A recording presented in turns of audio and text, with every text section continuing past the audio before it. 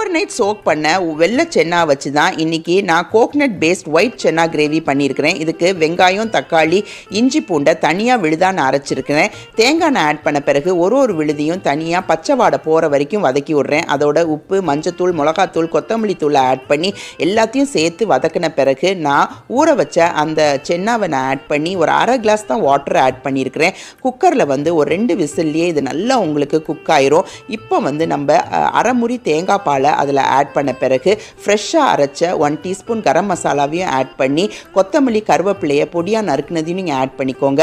இன்றைக்கி தாளிப்புக்கு நான் தேங்காய் எண்ணெய் தான் யூஸ் பண்ணியிருக்கிறேன். கடுகும் சோம்பியும் போட்டு தாளிச்சிருக்கிறேன். அது அவ்வளோ ஃப்ளேஃபுல்லாக வரும். கண்டிப்பாக இந்த ரெசிபியை ட்ரை பண்ணுங்கள். இதை நீங்கள் பிரேக்ஃபாஸ்ட்டு கூட வச்சுக்கலாம். இட்லி, தோசை, சப்பாத்தி, புட்டுக்கெல்லாம் அருமையாக இருக்கும். லஞ்சு கூட நீங்கள் ரொட்டிஸ், சப்பாத்தி, ஸ்டீம் ரைஸோடு நீங்கள் யூஸ் பண்ணிக்கோங்க.